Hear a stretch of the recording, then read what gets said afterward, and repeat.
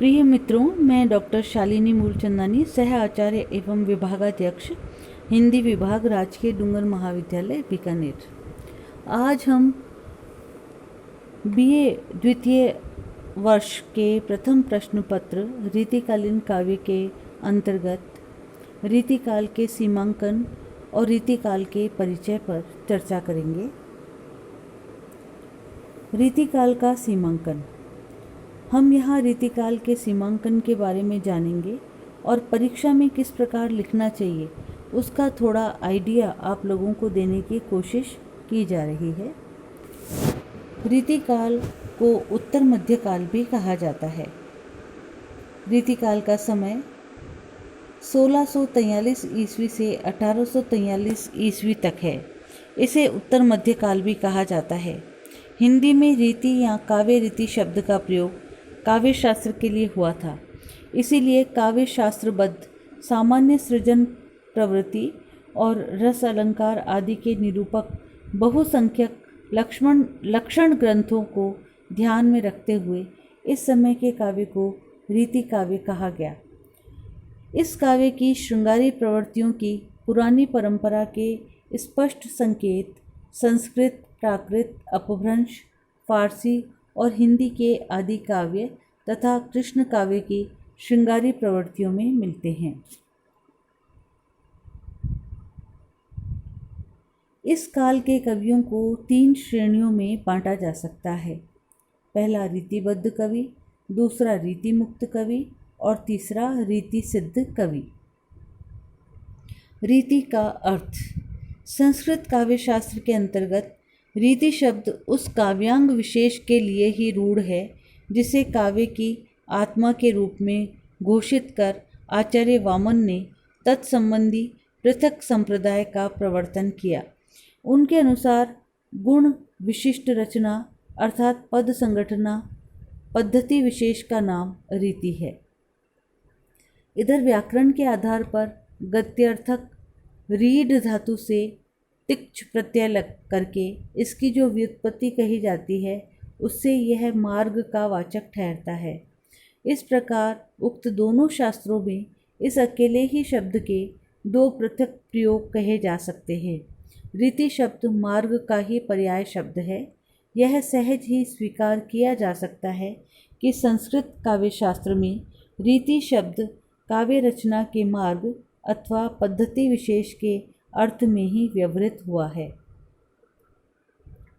रीतिकालीन काव्य का सीमांकन।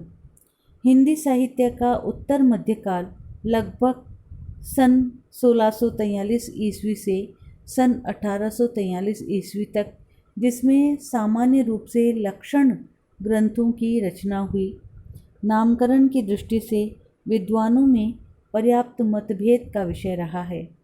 भाषा साहित्य के ऐतिहासिक अध्ययन में कवियों की प्रवृत्ति का विवेचन करने के लिए जिस प्रकार वर्ण विषय के अनुसार रचनाओं का वर्ग विभाजन तथा उस प्रवृत्ति के द्योतक प्रत्येक विभाग का नामकरण अनिवार्य होता है, उसी प्रकार उस प्रवृत्ति के प्रेरक तत्व का विश्लेषण करने तथा तत्संबंधी रचनाओं के परिणाम को आंकने के निमित्त उसके प्रसार काल की सीमाएं निर्धारित कर लेना भी आवश्यक हुआ करता है।